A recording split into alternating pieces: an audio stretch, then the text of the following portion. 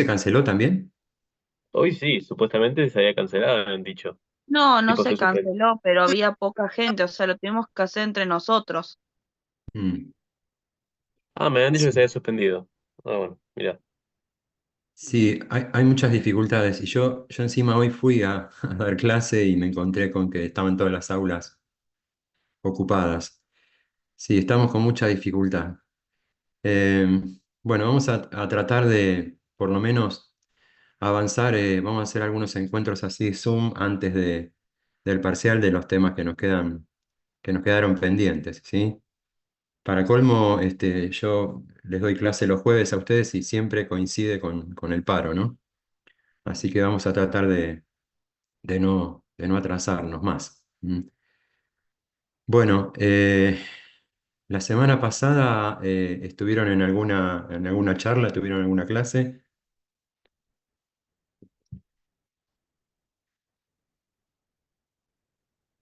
La del viernes pasado, el seminario, que fue de ecografía y broncoscopía. Está bien.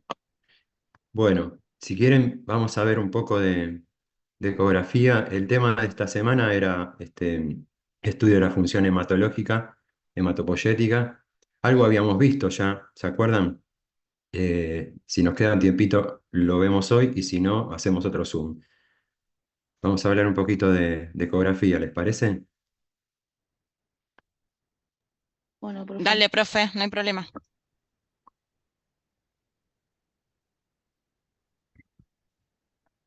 Bien.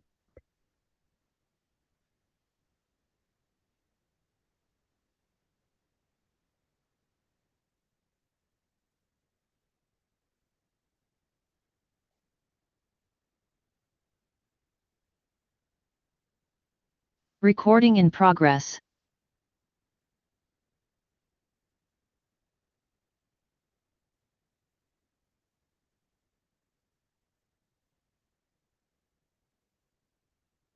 Bueno.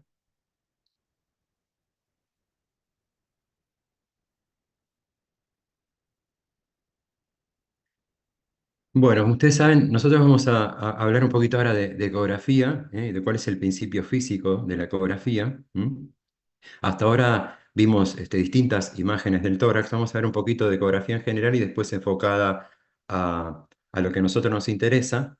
Básicamente la ecografía en el tórax la utilizamos más que nada para el corazón y en el caso del pulmón la podemos utilizar para ver más que nada la pleura, aunque ahora también se está utilizando mucho la ecografía para ver distintas patologías pulmonares, ¿sí? Eso está bastante en auge ahora, pero principalmente ustedes lo que tienen que saber son las indicaciones más que nada en cuanto a la ecocardiografía. Entonces, primero vamos a determinar qué significa, ¿no? Esto de este método acústico, que tiene esta diferencia con respecto a los rayos X, ¿no? Que se acuerdan que dijimos que eran este, eh, rayos electromagnéticos, ¿no? Frecuencias. Bueno, acá estamos hablando básicamente de acústica, de sonido, ¿eh? Son ondas de sonido que se propagan mecánicamente desde una fuente de energía que va a ser el transmisor hacia un receptor. Entonces vamos a tener en principio dos cosas a tener en cuenta. Por un lado, la amplitud de la frecuencia de la frecuencia de onda y por otro lado, la frecuencia, ¿no? Que sería como la cantidad de veces que esta onda se repite, ¿no es cierto?, a medida que transcurre el tiempo.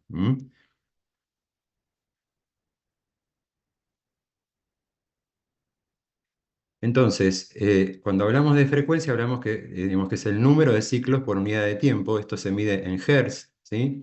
Un hertz equivale a un ciclo por segundo, y es de esta manera como se transmite el sonido, Ustedes saben que eh, el oído humano escucha sonidos que oscilan entre 20 Hz y 20.000 Hz, ¿sí?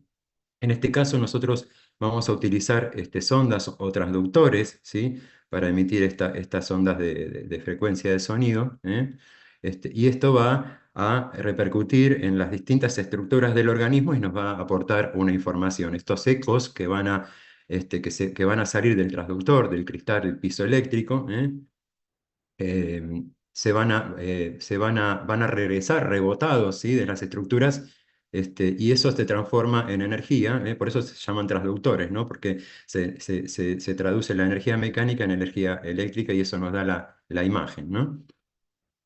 Una vez que se procesa la imagen, nos da lugar a estas diferentes imágenes que vamos a obtener en el estudio. La ecografía se puede utilizar digamos, en distintas partes del organismo.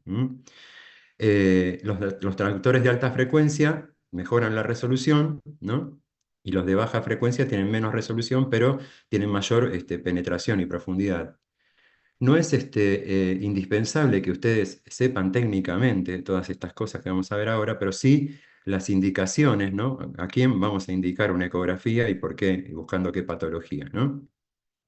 Ustedes tienen que saber también que hay distintos tipos de transductores que se van a utilizar de acuerdo a la patología que nosotros vayamos a buscar. Cuando ustedes vean un ecógrafo, si es que ya no lo vieron en alguna guardia, en alguna terapia intensiva o alguna sala de internación, van a ver que hay distintos tipos de traductores que tienen distintas formas.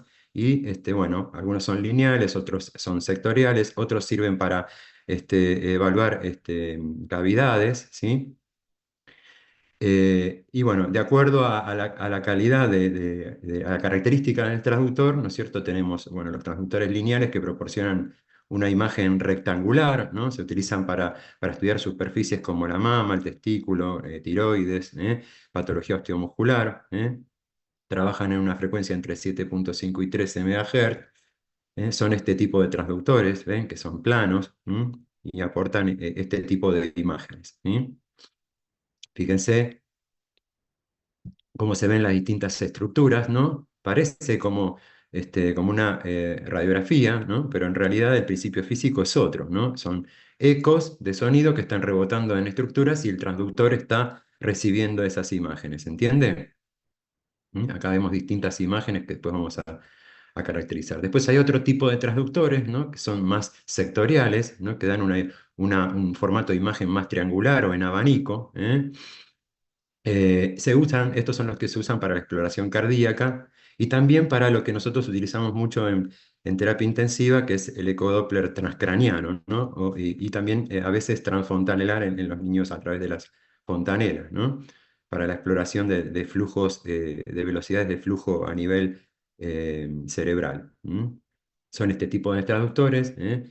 ¿Ven? Este es el tipo de transductor que se usa en ecocardiografía, ¿eh? Ahora vamos a ver distintas imágenes de ecocardiogramas y donde se colocan los transductores para ir viendo los distintos planos y las distintas ventanas, ¿no? Para ir viendo las distintas estructuras, ¿eh?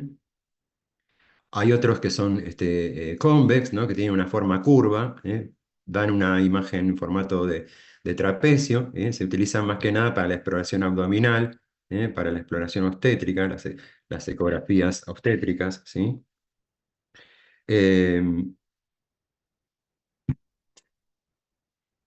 Y son este tipo de traductores, ¿ven? Estos son los que se utilizan en obstetricia, y para explorar la cavidad abdominal.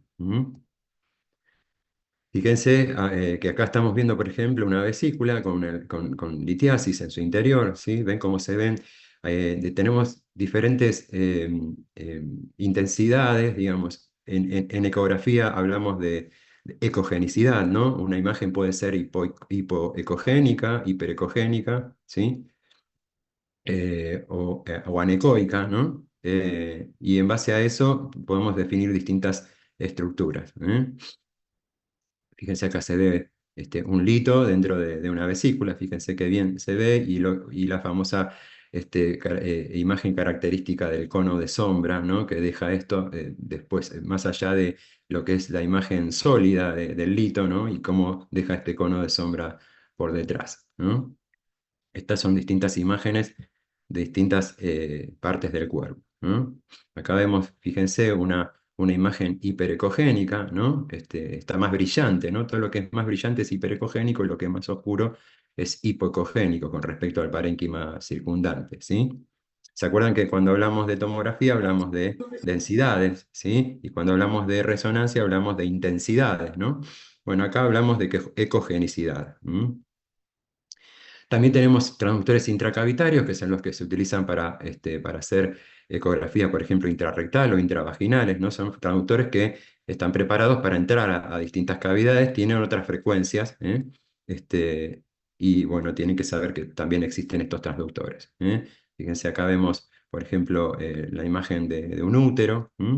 Podemos tomar dimensiones, ¿no? Podemos medir también con el ecógrafo, ¿no? Tiene distintas utilidades, y podemos determinar qué tamaño tienen las estructuras que estamos viendo. ¿Qué es una imagen anecoica? Bueno, ¿no? La imagen anecoica es lo que decíamos hoy, ¿no? Se producen cuando el haz de ultrasonido atraviesa un medio y no hay interfaces reflectantes en su interior, ¿no es cierto? Lo vemos generalmente, estas imágenes anecoicas, en lo que son los quistes, ¿no? Que son estructuras que no tienen contenido hiperocogénico en su interior, ¿eh? ¿Ven? Se ve todo negro. Acá vemos otro quiste, y está la imagen típica de refuerzo posterior también, que se ve muchas veces cuando vemos imágenes quísticas y vemos esta hipogenicidad o anecoico, digamos, porque ven que no hay ecos que se reflejen en esta imagen, ¿sí? Cuando hablamos de imagen hipoecoica o hipoecogénica, ¿no? Hablamos de imágenes que se producen en el interior de estructuras que tienen interfaces de menor ecogenicidad o menor número que la estructura que la circunda, por eso se ven más negras, más oscuras, ¿sí? Acá vemos, fíjense, estructuras que son hipocogénicas, ¿ven? No son totalmente anecoicas porque tienen ecos en su interior, ¿sí? Pero se ven más oscuras que el parénquima circundante, ¿se entiende? Y cuando hablamos de hiperecogenicidad o imagen hiperecoica, ¿no? Estas se producen cuando en el interior de una estructura existen interfaces muy ecogénicas, como puede ser un lito, ¿no? Mayor número que en el parénquima normal que la circunda. Por ejemplo, fíjense, acá vemos la glándula hepática, ¿no? Y fíjense cómo acá hay una imagen hiperecogénica, ¿no? Más que nada esto se los puse para que vean la diferencia entre lo que es algo anecoico, ¿sí? Algo hipoecoico y algo hiperecoico, ¿no? O hiperecogénico, es lo mismo. Fíjense, acá vemos otra imagen que brilla, ¿no? ¿Sí? Bueno, esta es una imagen también de hiperecogenicidad. Hay algo que se llama refuerzo acústico posterior, ¿no? Que se produce cuando el ultrasonido atraviesa un medio sin interfaces en su interior y pasa a un medio sólido ecogénico, ¿no? Es típico de las imágenes quísticas y lo que estamos viendo, ese refuerzo posterior que vemos, ¿no es cierto? Vemos que ve más brillante, ¿sí? Se ve más brillante y esto digamos, está determinando la cápsula del quiste, ¿no? Bueno, son algunas cositas interesantes para que ustedes sepan, no necesariamente tienen que saber técnicamente esto, porque esto es bien de la especialidad de imágenes, pero son imágenes que les quería poner para que identifiquen, ¿sí? Hay algo también que se llama sombra acústica o cono acústico, ¿no? Que se produce cuando el ultrasonido choca con una interfase muy ecogénica, por ejemplo, una litiasis, ¿no? Y fíjense cómo se ve el cono de sombra, ¿no? Que deja esa litiasis. Acá vemos una imagen de una vesícula, ¿no? Y cómo, fíjense cómo una vez que los ecos chocan, dejan este cono de sombra posterior. ¿Eh? Bueno, esto es característico de las litiasis, por ejemplo, ¿no? Acá vemos otra más. Y bueno, como les dije, la ecografía también tiene una utilidad importante obstétrica, como ustedes saben, y podemos reconocer muchas estructuras, inclusive poder medir, ¿no es cierto? Fíjense el eje cefalocaudal de este feto, ¿no? Podemos evaluar distintas estructuras. Acá estamos viendo una próstata y una hiperplasia prostática, por ejemplo, ¿no? Bueno, tiene muchísimas utilidades la ecografía y lo bueno digamos, de la ecografía es que, a diferencia de los rayos X, digamos, digamos, no generamos ninguna lesión, no generamos daño, no estamos irradiando al paciente, ¿se entiende? Es un estudio totalmente benigno y poco invasivo.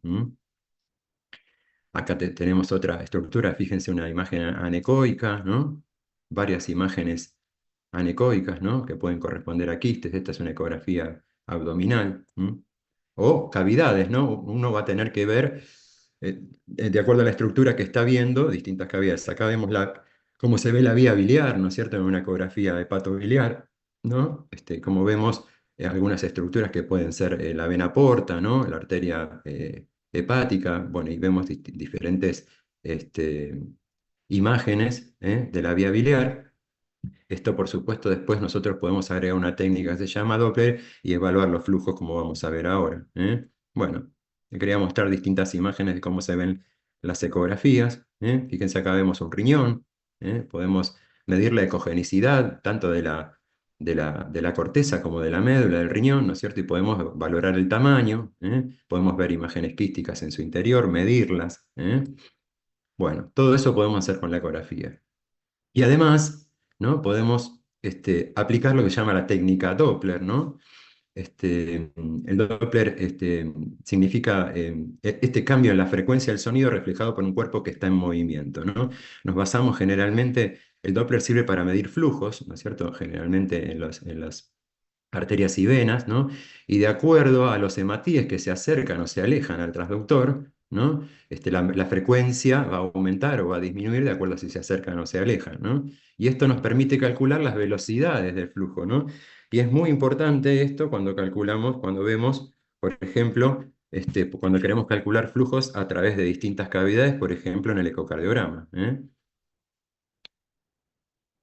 Se llama Doppler color porque se puede representar en diferentes colores, y los colores van a determinar la intensidad.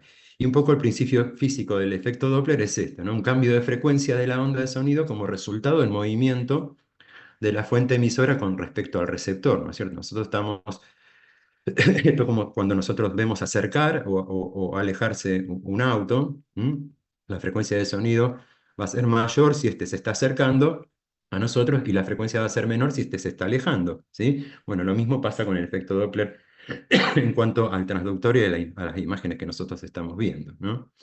Podemos medir la velocidad también, ¿no?, con esta fórmula, pero bueno, todo esto lo hace automáticamente el equipo, ¿no? Pero sepan que el Doppler lo que mide es el cambio de frecuencia, ¿sí?, el resultado de la diferencia entre la frecuencia transmitida y la reflejada por el objeto que se esté moviendo, acercando o alejándose del transductor, ¿sí? En este caso, utilizamos los hematíes, ¿no?, los glóbulos rojos que viajan en la sangre. Hay distintos tipos de Doppler. Bueno, esto no es necesario que lo sepan, pero bueno, sepan que hay uno cualitativo, color, uno cuantitativo más espectral, ¿no es cierto? Y después hay una técnica Power también, que bueno, no.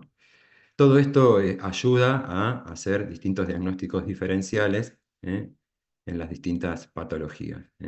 Es un método.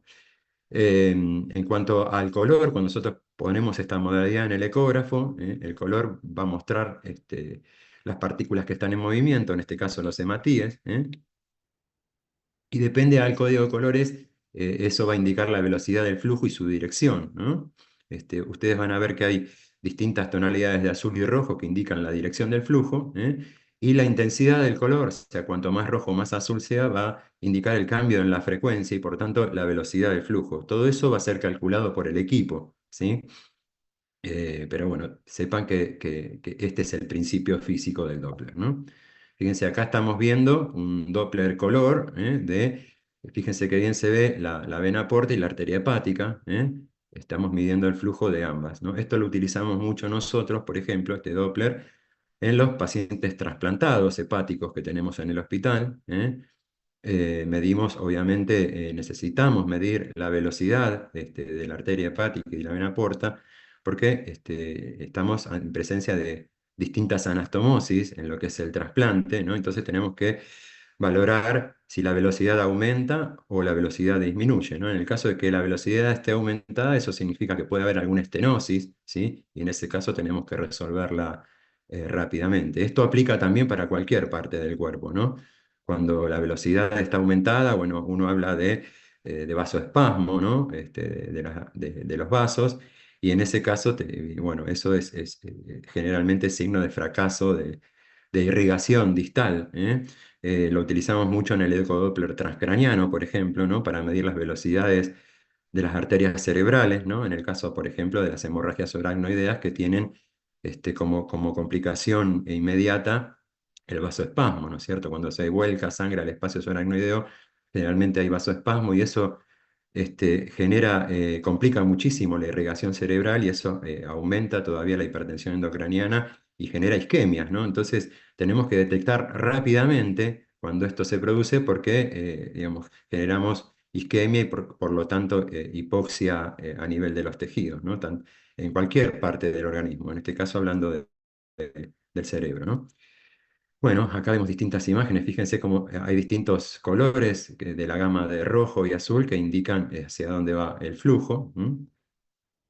Y después hay otra técnica que es más sensible, pero que no muestra la dirección del flujo, que es el Doppler Power, ¿no?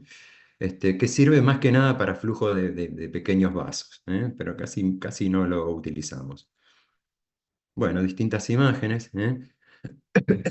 El Doppler espectral que nos proporciona un análisis más cuantitativo. Nosotros podemos medir la velocidad y la dirección, ¿no es cierto?, del flujo. Fíjense en esta imagen espectral del flujo. Todo esto lo hace el equipo. Distintas imágenes. Y vamos a tener distintos tipos de flujo de acuerdo a la estructura que estemos viendo. Generalmente las venas, como ustedes saben, no tienen un flujo pulsátil, tienen un flujo continuo. Y las arterias se ven con un flujo pulsátil, ¿no es cierto? Vamos a ver la pulsatividad, ¿no? Fíjense tanto de la sístole como la diástole. ¿Se acuerdan cuando vimos la onda de pulso que yo les mostré en terapia intensiva cuando hacemos eh, eh, medición de la presión invasiva, ¿no? Que ponemos un catéter dentro de una arteria y estamos transformando esa energía mecánica en energía eléctrica y en una pantalla podemos ver la onda de pulso. Bueno, esto es más o menos lo mismo. Fíjense, acá vemos distintas estructuras con distintos flujos que van y vienen. Siempre que apliquen el Doppler sobre un estudio, una ecografía bidimensional, va a aparecer esta imagen. Fíjense, acá estamos viendo el flujo de una arteria humeral, por ejemplo, y estamos midiendo está midiendo el equipo todos, digamos, la velocidad, ¿no? En cuanto a cómo están transcurriendo los hematíes, ¿no? A medida que, si se acercan o se alejan del transductor, tendremos más o menos frecuencia, ¿sí? Si se acercan al transductor, vamos a tener una frecuencia mayor y si se alejan, vamos a tener una frecuencia menor, ¿sí? Uno puede medir en el espectral también, ¿no es cierto?, los picos y valles, ¿no?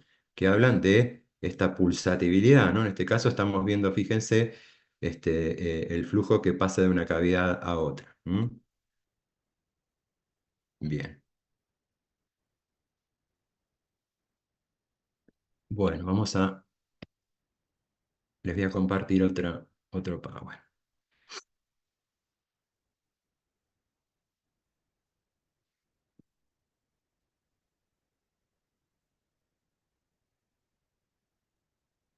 Bueno, esta es la clase que tienen en el campus, ¿sí? Lo mismo que vimos hoy, el concepto básico de la ecografía, ¿no? La longitud de onda y la propagación de esa onda, ¿no? A medida que se acercan estas ondas, la frecuencia va a ser mayor y a medida que se alejan va a ser menor, ¿no? Son vibraciones similares a las ondas sonoras audibles, pero como la frecuencia es muy elevada, no se perciben por el oído humano. Se utilizan estos cristales piezoeléctricos, que son los transductores, sí. Ah, perdón.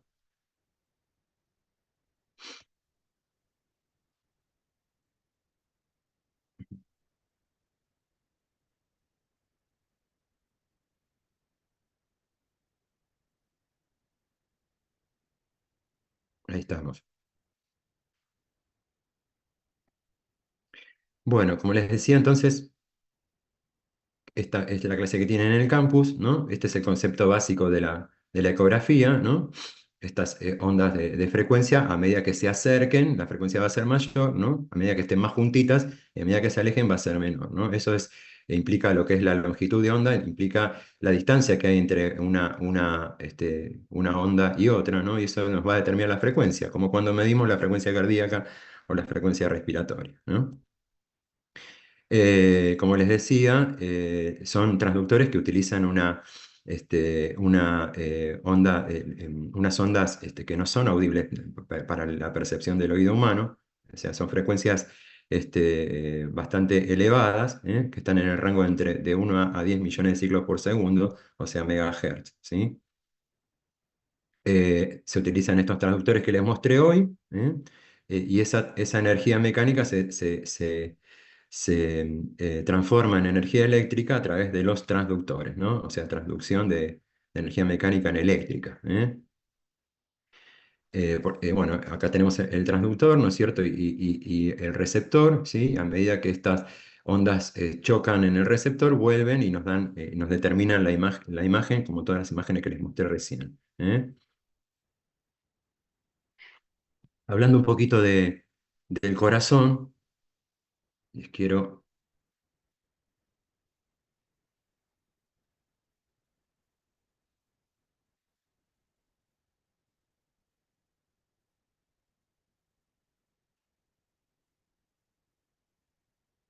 ¿pueden ver la imagen ahí?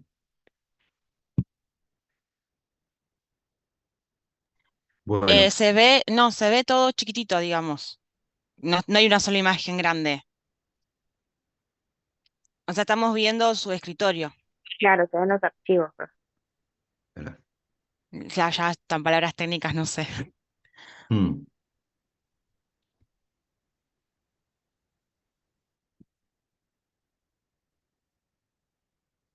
a ver,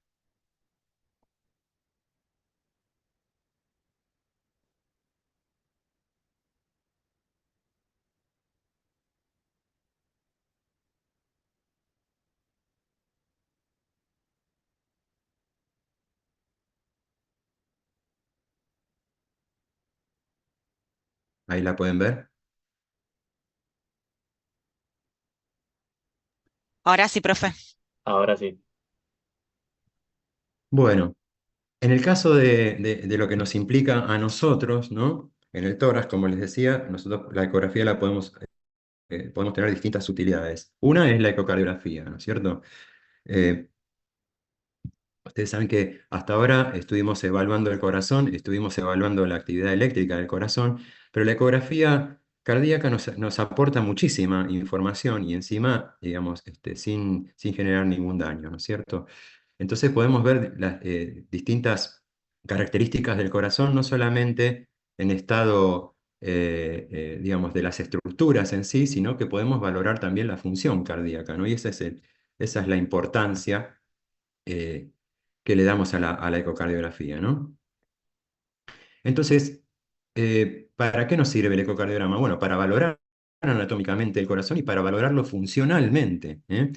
Esa es la importancia. Vamos a poder ver las dimensiones de las distintas cavidades, vamos a poder ver cómo se mueven las cavidades, ¿sí? Si hay un trastorno segmentario de la motilidad que nos implique que hay alguna alteración en alguna pared del corazón, podemos ver las estructuras y la función de las válvulas, ¿sí?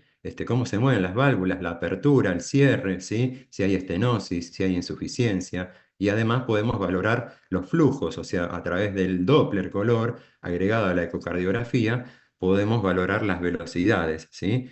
De la sangre que está transcurriendo en el interior.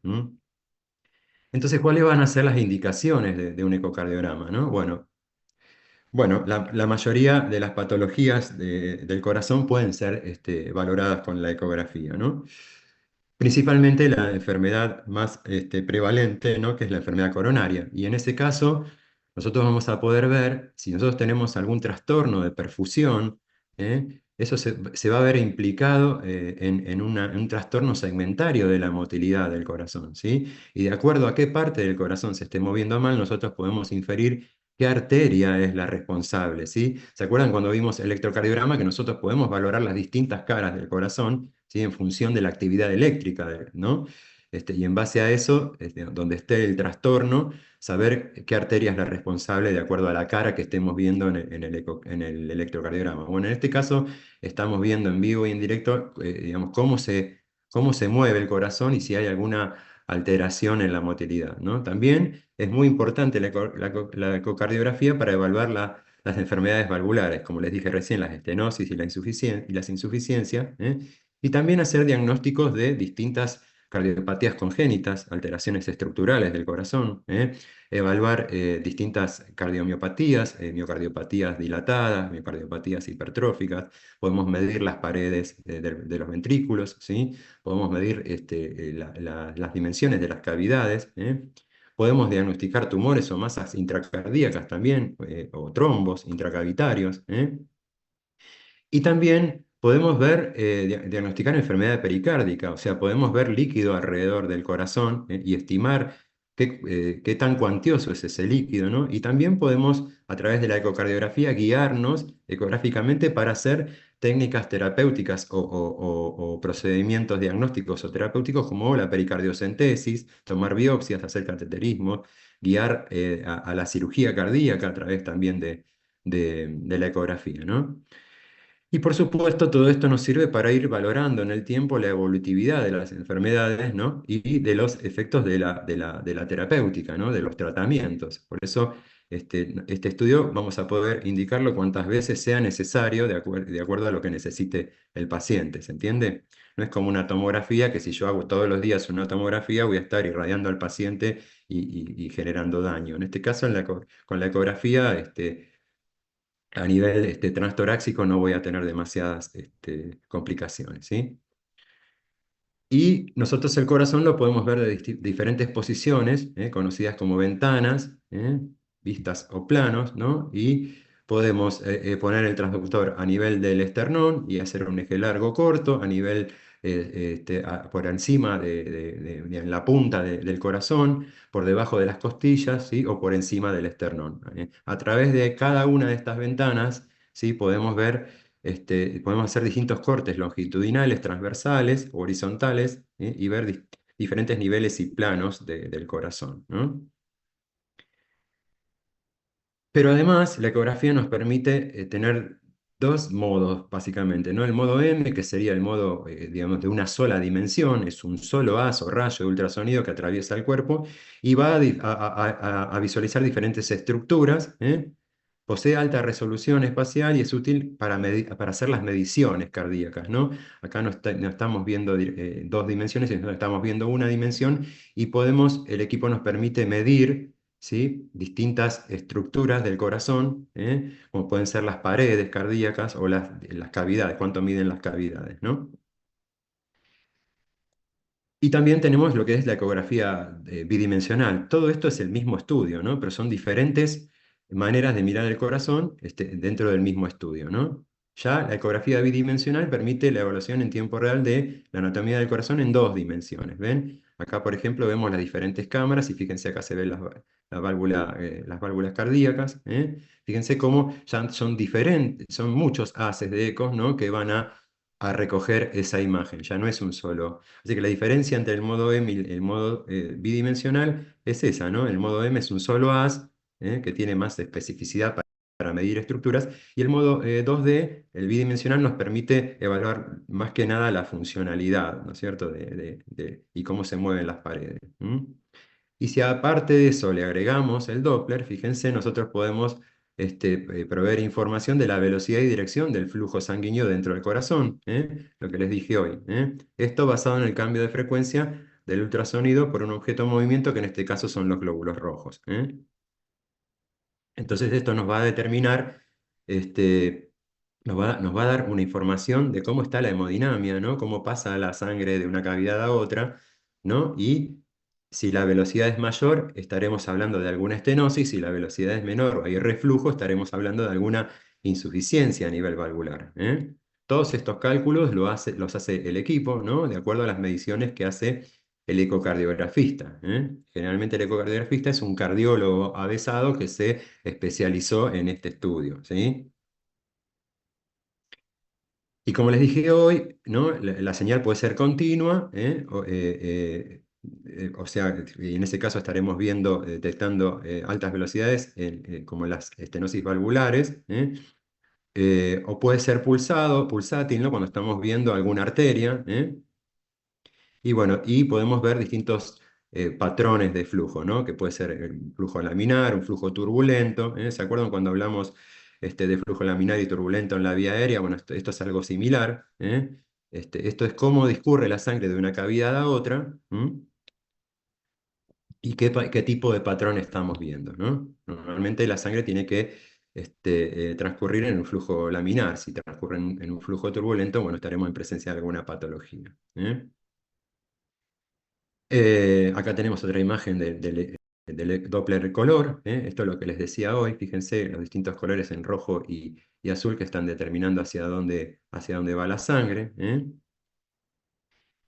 Eh, En definitiva, el Doppler se aplica sobre, digamos, el modo M o el modo bidimensional, que lo van a ver siempre en escalas de grises, y cuando aplican el Doppler va a aparecer esta imagen, ¿sí? Que se sobreimprime sobre el modo M o bidimensional, y que está aportando la información de lo que es el flujo sanguíneo. Siempre que ustedes vean esta imagen, esto significa que estamos midiendo el flujo sanguíneo hacia una u otra cavidad, ¿sí? Pero ¿qué otra cosa yo puedo valorar, ¿no es cierto?, en la ecocardiografía, que es muy importante? Y bueno, ni más ni menos que la función sistólica de cada ventrículo, ¿no? Esto en base, valorando lo que es la contractilidad del músculo cardíaco, ¿no? Y esto en base a lo que se llama fracción de eyección o fracción de expulsión, ¿no? Que el equipo lo determina con esta fórmula, ¿no? Que esto es igual al porcentaje de volumen expulsado o fracción de eyección, ¿no? Que sería la cantidad de flujo de sangre que sale en cada sístole, ¿sí? Y esto me determina un poco la fuerza contráctil del corazón, ¿no? Si esa fracción de eyección es muy baja, estaremos hablando de un músculo cardíaco que está deteriorado, un ventrículo que está en insuficiencia cardíaca, ¿se entiende? Entonces, cuanto menos sea la fracción de eyección, más grave va a estar el paciente, ¿sí? Entonces, sepan esto, que la ecocardiografía nos va a valorar lo que es la fracción de eyección. Y además nosotros podemos incorporar un transductor a través del esófago. ¿Se acuerdan que el esófago tiene una relación muy importante con la cara posterior del corazón? Y si nosotros ponemos un transductor por el esófago, hacemos lo que se llama una ecocardiografía transesofágica. En este caso, estamos en presencia de un estudio que es más invasivo, ¿sí? Seguimos utilizando ecos, pero tenemos que dormir al paciente y colocar una sonda a través del esófago, ¿no? Esto se hace con una sedación, generalmente tarda pocos minutos y nos aporta mucha información con respecto a las válvulas.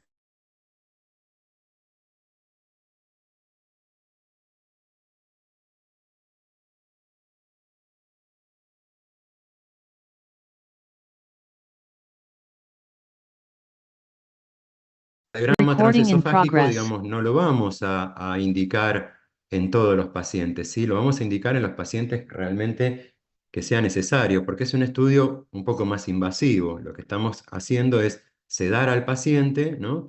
Y colocar, como si hiciéramos una endoscopía digestiva, ¿no? Pero colocar un transductor por dentro del esófago, ¿eh? El transductor está en la punta del endoscopio, ¿sí? Y vamos a llegar a la cara posterior del corazón, y vamos a poder ver muy bien, y este es el estudio de indicación. Voy a indicar un eco transesofágico, o lo van a ver también como las siglas ETE, ¿no? Eco transesofágico. Este estudio lo vamos a indicar cuando sospechemos patología valvular, por ejemplo, descartar una endocarditis, por ejemplo, ver vegetaciones que estén anidando en las válvulas cardíacas que no se pudieron valorar específicamente con el eco transtorácico, ¿sí? Entonces, sepan eso, ¿no? Que la ecocardiografía nos aporta mucha información, pero muchas veces la ventana acústica del paciente, o es un paciente muy obeso, o bueno, tenemos dificultades para ver las cavidades o ver bien las válvulas. Bueno, en ese caso, cuando nos quedan dudas y la clínica nos dice que el paciente puede llegar a tener algo a nivel valvular, bueno, indicamos este estudio que es el eco transesofágico, ¿sí? Bueno, a ver.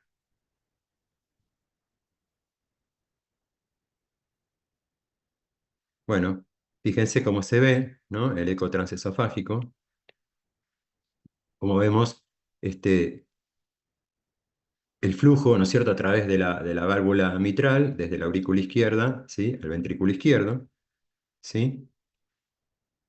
Y tenemos otra modalidad también de ecocardiografía, que es el ecocardiograma de estrés, o lo vamos a ver como ecoestrés. Acá en este caso lo vamos a utilizar fundamentalmente en la patología cardíaca, en la cardiopatía isquémica, ¿sí? Es un ecocardiograma que nosotros hacemos con el paciente despierto, ¿sí? Ya sea haciendo ejercicio en una bicicleta o en una cinta, ¿sí? O a través de medicamentos inotrópicos, por ejemplo, dobutamina, que es un estimulante de la contractilidad cardíaca, ¿sí? Y de la frecuencia cardíaca. Esto más que nada para provocar un aumento en el consumo de oxígeno miocárdico y inducir isquemia en caso de que el paciente tenga lesiones coronarias. Por supuesto que no lo vamos a indicar en el periodo agudo, ¿no es cierto? Pero si uno quiere determinar si el paciente tiene coronariopatía, lo que puede hacer es un ecoestrés y ver cómo se comportan las paredes del corazón ante el ejercicio, ¿eh? En este caso, el ecoestrés tiene sus limitaciones, ¿no? Obviamente no vamos a subir a una cinta a correr o a darle dobutamina a un paciente que está cursando un infarto agudo. Pero si sospechamos enfermedad coronaria, podemos hacer, digamos, un ecoestrés que sería como una ergometría, ¿no? Una prueba de fuerza, pero en este caso mirando directamente cómo se mueve el corazón, ¿eh? Y en ese caso, si llegamos a tener un trastorno segmentario de la motilidad, alguna pared del corazón que se mueva menos, bueno, si es la pared anterior del ventrículo izquierdo, pensaremos en qué arteria afectada, por ejemplo.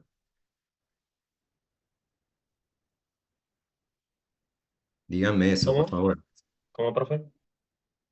Si nosotros hacemos un ecoestrés o un ecocardiograma en ese momento y vemos que hay un trastorno segmentario de la motilidad, o sea, un trastorno, hay una parte del corazón que se mueve menos, ¿sí? Supongamos que es la cara anterior del ventrículo izquierdo que se mueve menos. ¿Qué arteria sería la responsable en ese caso que esté afectada y que me esté generando ese trastorno de la motilidad? Por supuesto, muy bien, ¿eh? La coronaria izquierda, ¿no? Descendente anterior, rama de la coronaria izquierda. Y en el caso de que veamos que es el ventrículo derecho, ¿no? Bueno, o la base del corazón, estaremos pensando en la coronaria derecha. Bueno, este estudio nos permite determinar eso también, ¿no? Por supuesto que todo esto nosotros este es un estudio que va acoplado, es un examen complementario, ¿sí? No es que vamos a indicar este estudio al inicio, sino que primero, como siempre les digo, uno tiene que valorar todo el paciente, ¿eh? Hacemos la anamnesis, el examen físico, ¿sí? Indicamos radiografías para ver el índice cardiotoráxico y hacemos un electrocardiograma, para ver todas las cosas que nos aporta el electrocardiograma, digamos, la actividad eléctrica del corazón y todo lo que ya vimos que nos aporta, ¿eh? Y en este caso, con la ecocardiografía, lo que vamos a hacer es confirmar todo lo que vimos anteriormente, ¿no? La clínica, digamos, la actividad eléctrica del corazón, y en este caso ver funcionalmente qué es lo que está pasando, ¿no? Y poder hacer todas las caracterizaciones de la función cardíaca, más que nada, ¿no? Entonces, ¿para qué sirve el ecocardiograma? Bueno, sirve para determinar el tamaño y grosor de las cavidades cardíacas, pero además para ver la función cardíaca. Ningún otro estudio puede determinar la función cardíaca si no es el ecocardiograma. ¿Se entiende?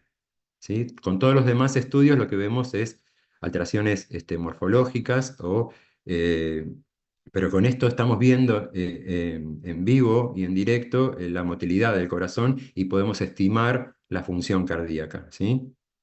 Recuerden eso, que siempre es una pregunta de examen.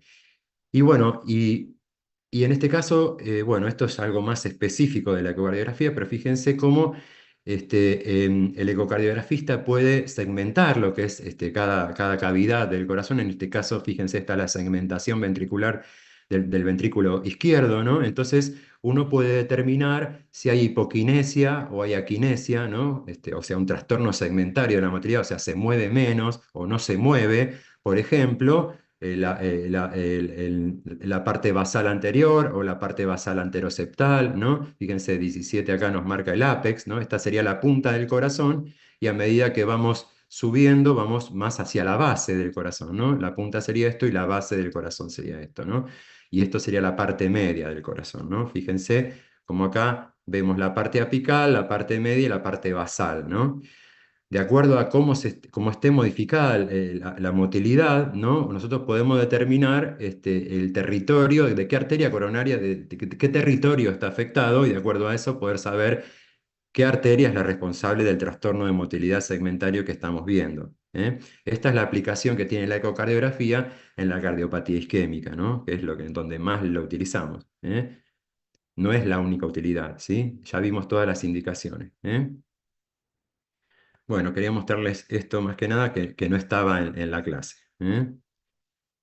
¿Qué dudas tienen con respecto a esto? Básicamente lo que tienen que saber de ecocardiografía es las indicaciones, ¿eh? Siempre va a haber alguna pregunta en el examen de cuándo indico un ecocardiograma y por supuesto cuándo indico un ecocardiograma transesofágico. Recuerden que no es gratis para el paciente y siempre tengo que saber tener una indicación precisa porque es un paciente al que voy a tener que sedar y colocar y hacer un estudio endoscópico, ¿sí? Si bien eso tarda pocos minutos, bueno, no puede revestir algún tipo de complicación siempre sedar al paciente. Así que si no es necesario, no lo hacemos. Pero si nos quedan dudas con el ecocardiograma transtorácico, lo que tenemos que indicar es un ecocardiograma transesofágico para poder determinar básicamente mejor las estructuras y fundamentalmente el estudio de las válvulas cardíacas y los flujos a través de las válvulas, ¿sí? Diagnosticar una estenosis, diagnosticar una insuficiencia, diagnosticar una vegetación que esté anidando en alguna de las válvulas y eso nos esté provocando estenosis o insuficiencia, ¿eh? Y poder medir los flujos de una cavidad a otra, ¿eh? Esa es la indicación fundamental del ecocardiograma transesofágico. Rafael, le hago Bueno, una consulta. mm, ¿El cardiograma transesofágico es lo mismo que una endoscopía o son diferentes estudios con diferentes visiones? en realidad es una endoscopía, pero no es una endoscopía digestiva. Yo voy a entrar hasta el esófago nada más y voy a estar mirando la cara posterior del corazón. No voy a estar mirando el esófago en sí, ¿sí? Sino que no estoy poniendo una cámara de televisión como tiene la endoscopía, sino que estoy poniendo un transductor ecográfico, ¿se entiende? O sea, no Sí, estoy entrando con una cámara. En la endoscopía, en la videoendoscopía alta, por ejemplo, estoy entrando con un endoscopio que tiene una cámara en la punta, ¿sí? Entonces estoy teniendo una visión directa de lo que es la mucosa, de todo el tubo digestivo, ¿sí? Tanto si es una endoscopía alta como es una endoscopía baja. Pero en este caso estoy haciendo como si fuera un estudio endoscópico, pero con un transductor ecográfico, ¿sí? No estoy entrando con una cámara de televisión, sino voy a poder ver la mucosa del esófago, sino que voy a ver, voy a estar entrando con un transductor que va a estar emitiendo señales acústicas de la cara, desde la cara posterior del corazón, y eso me va a estar determinando, o sea, estoy más cerca y no tengo que atravesar las estructuras del tórax, ¿se entiende? Estoy claro. en íntima relación con la pared posterior del corazón, ¿se entiende? Por eso las imágenes son más fidedignas, ¿no? Por eso, como estoy cerca, imagínense que recuerden la posición del corazón, ¿no es cierto? Y la aurícula izquierda, que es posteromedia, ¿se acuerdan? Bueno, voy a estar en íntima relación con la aurícula izquierda y si quiero ver la válvula mitral la voy a poder ver perfectamente, ¿sí? Voy a poder ver mucho mejor que cuando aplico el transductor a nivel del tórax, que tengo que atravesar todo lo que es la pared torácica, ¿se entiende? Entonces, a veces pasa que hay mala ventana acústica, ¿no? Hay pacientes que tienen mucho panículo adiposo o tienen la pared del tórax es más gruesa, entonces nos quedan dudas a través del eco transtorácico y tenemos que indicar el ecocardiograma transesofágico, ¿sí? Mm, está bien. Bueno, vamos a dejar ahí alguna pregunta que tengan específica de esto.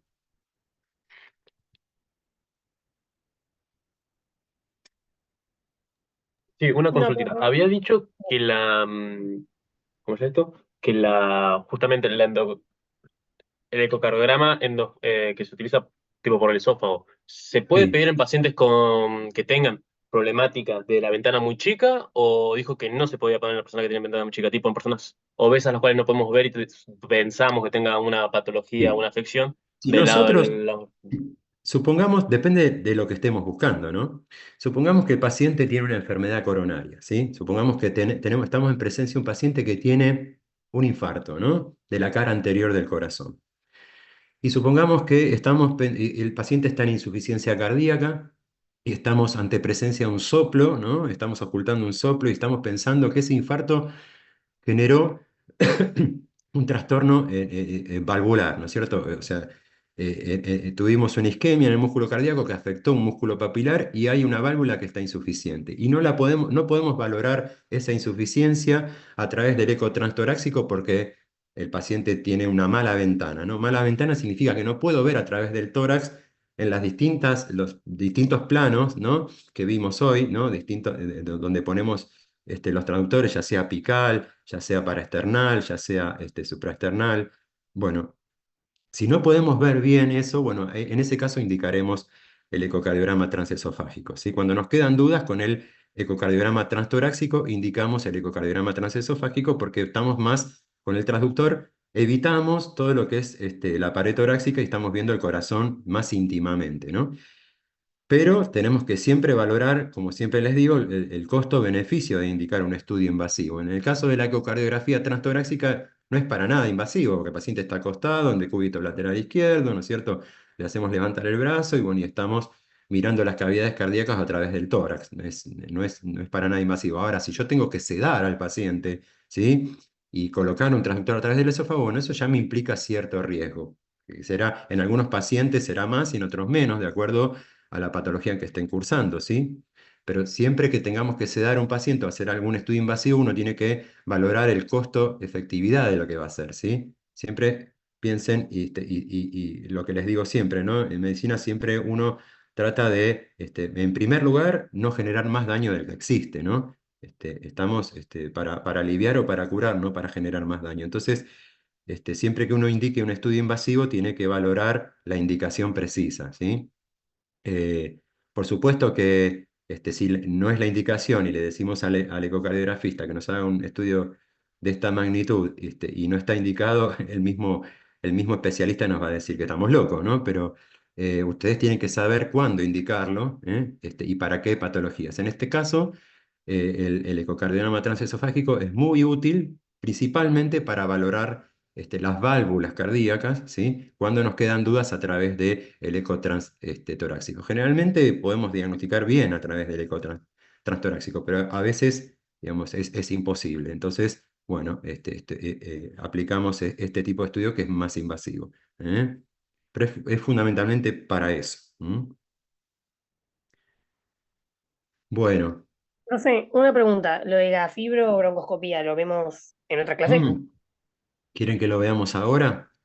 Eh, Tienen un video en el campus, ¿sí? Aquí, ¿en quiénes vamos a indicar una fibrobroncoscopía, por ejemplo?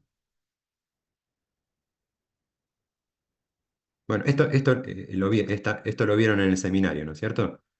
¿Mm? Esto es lo mismo que hablamos recién, ¿ven? Otra cosa, miren, que hay acá que no habíamos hablado recién, es que uno puede evaluar no solo las cavidades cardíacas, sino la arteria aorta, ¿no? La salida, el tracto de salida de la arteria aorta del ventrículo izquierdo y ver si hay dilataciones o no. Y en este caso, el ecocardiograma es muy útil para valorar que hablamos siempre que es una emergencia médica, ¿no? Los aneurismas de aorta y sus disecciones, ¿no? Uno puede valorar cómo están las paredes de la aorta y si hay disección o no. En este caso, el ecocardiograma es muy útil en eso también, ¿eh? Y no se olviden también de la evaluación del pericardio, ¿no? Uno puede valorar con el ecocardiograma cuánto líquido tenemos en el pericardio, ¿no? Y si hay signos incipientes de taponamiento cardíaco o no, que es otra de las patologías graves del corazón, ¿no? Ustedes saben que cuando se empieza a acumular líquido en el pericardio, llega a un punto en que el pericardio no puede estirarse más, ¿sí? Y entonces esa presión que genera el líquido sobre las cavidades hace colapsar primero las cavidades derechas, que son las de menos espesor, ¿no? Como el ventrículo derecho, por ejemplo, y en ese caso estamos en presencia de lo que es un taponamiento cardíaco, que es una emergencia médica, ¿eh? El paciente se puede morir de eso, así que hay que evacuar rápidamente ese líquido del pericardio con una maniobra que se llama pericardiocentesis. Hay que ir a poner una aguja, ¿sí? En el pericardio, generalmente ecoguiado, ¿no? Estamos haciendo una ecografía y estamos ecoguiando, y retirar ese líquido para que la función ventricular, ¿sí? Y las cavidades derechas, que son las que se van a colapsar más rápido porque son las de menor espesor, ¿sí? Y donde tenemos menor presión, ¿se acuerdan? Todo lo que es el corazón derecho tiene menor presión que el corazón izquierdo, entonces es una emergencia médica y hay que resolverla rápido. Entonces la ecocardiografía es muy útil para eso también. Ya hablamos de Doppler, bueno, quieren hablar de fibro, ¿no? Bueno, ¿en quiénes vamos a indicar una fibrobroncoscopía? Bueno, hasta ahora vimos que para valorar el parénquima pulmonar habíamos dicho que el estudio gold standard para valorar el parénquima pulmonar era la tomografía, ¿se acuerdan? Bueno, si uno quiere valorar todo lo que es la vía aérea, ¿no? Y la parte endobronquial, bueno, tiene que realizar este estudio, que es un estudio invasivo también, ¿no? El paciente tiene que estar sedado. Generalmente, los pacientes que están en terapia intensiva lo hacemos a través del tubo endotraqueal y el paciente está dormido y sedado, pero también se puede hacer con una sedación mínima, y en este caso fíjense cómo está pasando el broncoscopio por la fosa nasal y llegando, ¿sí? Profe, a... no se ve la imagen, ¿eh?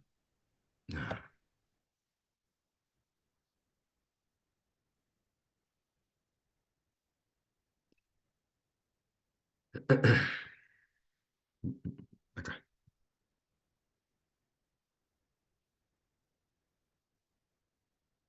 Ahí está, ¿no? Sí, ahora sí.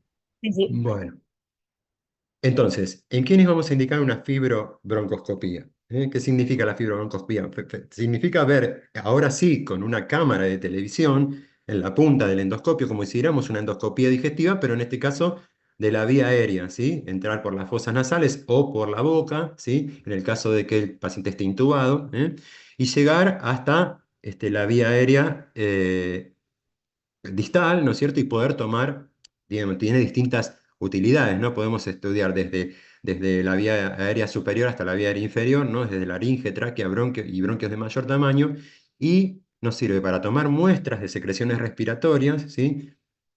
Para tomar biopsias, ¿sí? O para hacer biopsias, lo que llaman biopsias transbronquiales, ¿no? A través del bronquio, llegar a alguna estructura que esté en el parénquima pulmonar, ¿sí? O tomar biopsia de algún ganglio, ¿no? O sea que es un estudio diagnóstico y terapéutico a veces también, ¿no? Diagnóstico para hacer, digamos, tomar muestras de secreciones y mandar a cultivo cuando nos quedan dudas, o sea, tomar muestras, se llama profundas, ¿no es cierto?, del pulmón. Uno puede tomar muestras, lo que se llama un aspirado traqueal, cuando el paciente está traqueostomizado o intubado, y en ese caso tomar muestra de la vía aérea superior, pero si uno quiere tomar una muestra más profunda del pulmón, ¿sí? De lo que significa las secreciones más distales, ¿no? De los bronquiolos terminales y los alvéolos, bueno, lo que tiene que hacer es un lavado broncoalveolar, se llama un BAL, lo van a ver así como BAL, un lavado broncoalveolar. Y en ese caso podemos tomar muestras profundas del pulmón y hacer diagnóstico más preciso, sobre todo cuando nos quedan dudas de algunos gérmenes que pueden estar implicados en distintas patologías como las neumonías, ¿no? También uno puede hacer diagnóstico de hemorragias alveolares, ¿no? Y poder lavar esa sangre que está acumulada en los alvéolos. Bueno, distintas utilidades tiene la fibrobroncoscopía, ¿no? También es un estudio invasivo que lo vamos a indicar solamente si el paciente lo necesita, Y vamos a poder ver por dentro todo lo que es la vía aérea y la mucosa de la vía aérea, y si hay alguna lesión o alguna ya sea obstrucción a nivel de la tráquea o de los bronquios, ¿sí? Podemos extraer también con el broncoscopio cuerpos extraños que se hayan aspirado a la vía aérea, o podemos también aspirar hemorragias masivas, y en ese caso ya es un estudio más complicado y es un paciente que está más inestable, ¿no? Pero a través del broncoscopio uno puede eh, hacer todo este tipo de maniobras, ¿no? Pero ya les digo, es un estudio invasivo, no lo vamos a indicar en todos los pacientes y en los que sea realmente necesario, y tenemos que saber muy bien qué es lo que vamos a ir a buscar, ¿Cuáles son las indicaciones? Bueno, este, estas, ¿no? Utilizamos en las atelectasias, por ejemplo, en los colapsos pulmonares, cuando hay tapones mucosos, podemos entrar con el fibrobroncoscopio y aspirar esos tapones mucosos y resolver colapsos pulmonares, distintas atelectasias de distintos segmentos y lóbulos del pulmón. Podemos tomar imágenes sospechosas endobronquiales, ¿no? de alguna neoplasia, e incluso tomar biopsias de esas lesiones que veamos en la mucosa bronquial,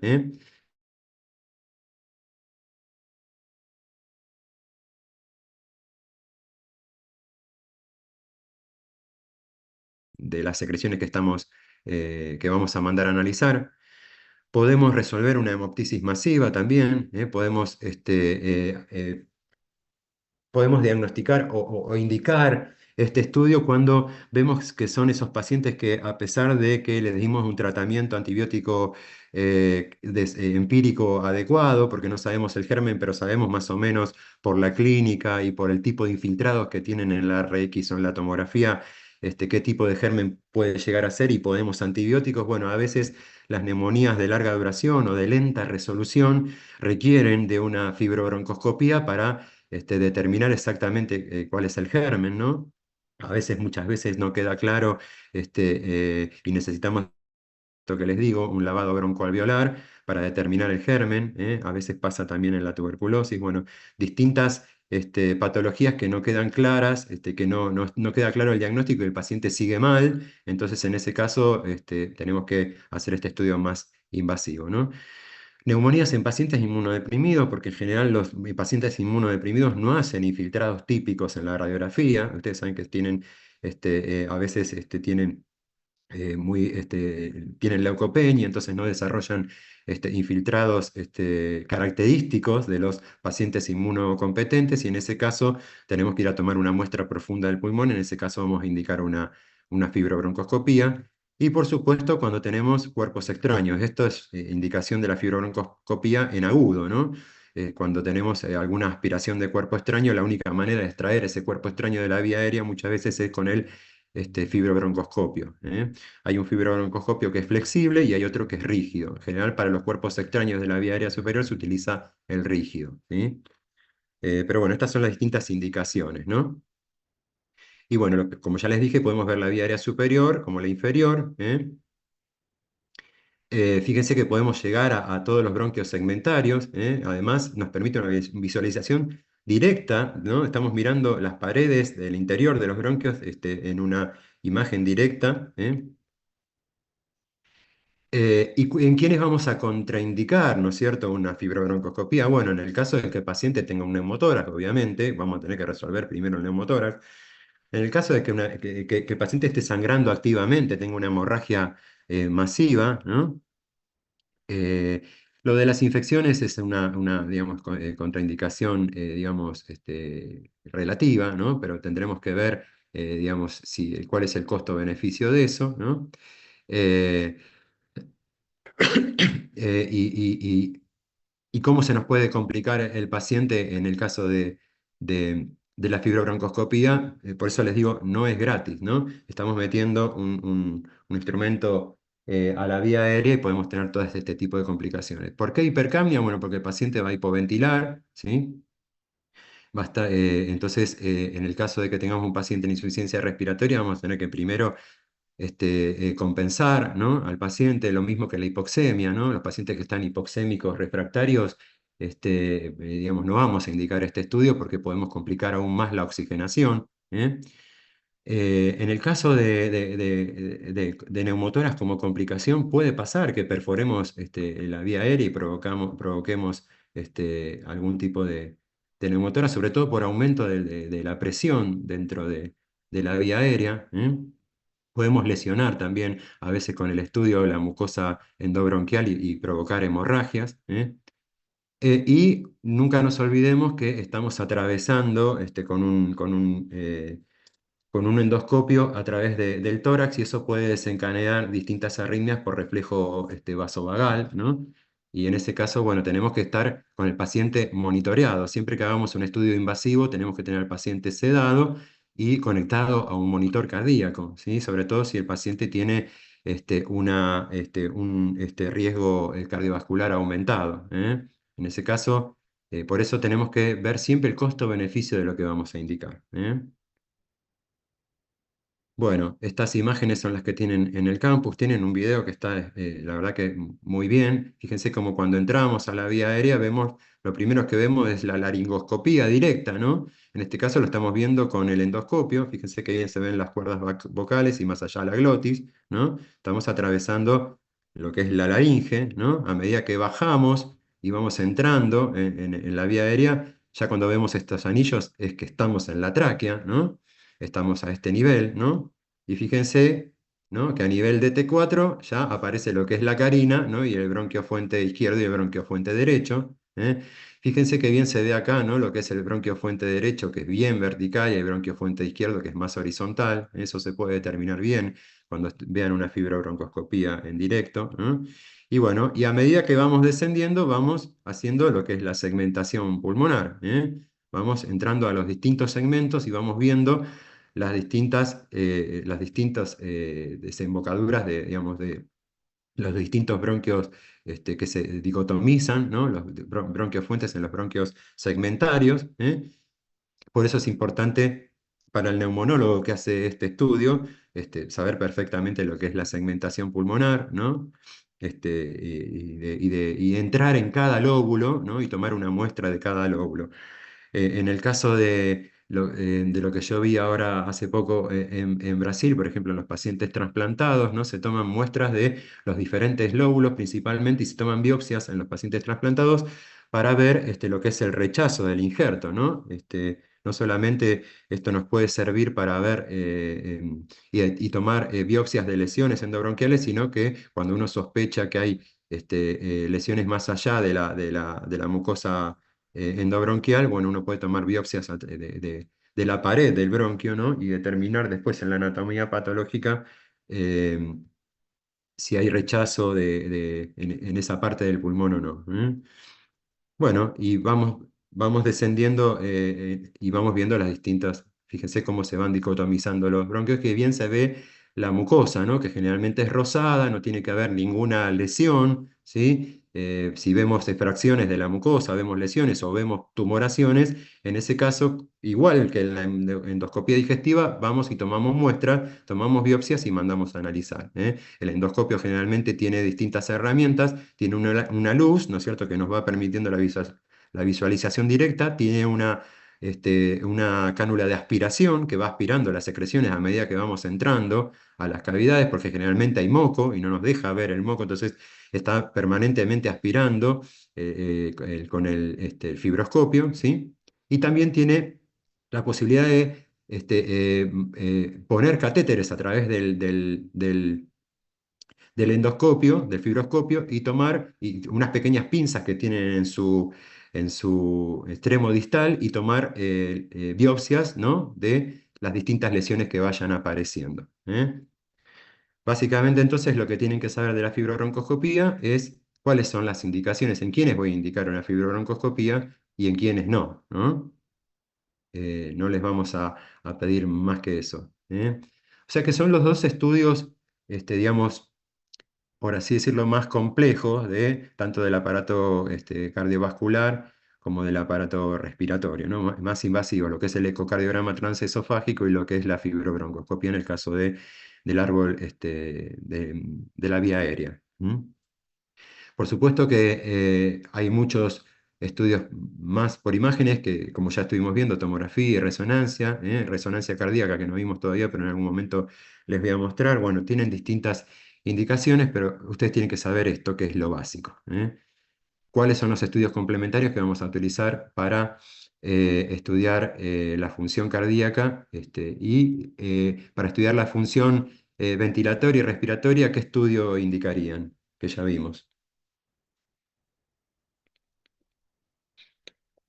Para estudiar la función cardíaca dijimos el ecocardiograma, y para estudiar la función ventilatoria, ¿qué estudio indicarían? ¿Espirometría, profe? Una espirometría, muy bien, ¿sí? Eh, y en base a eso también vamos a determinar los flujos, vamos a determinar las capacidades vitales, pulmonares, los volúmenes y las capacidades, ¿se acuerdan? Entonces, estudios funcionales del corazón, ecocardiograma. Estudio funcional respiratorio, la ventilometría, la espirometría. ¿Sí? Bueno, vamos a dejar ahí por hoy.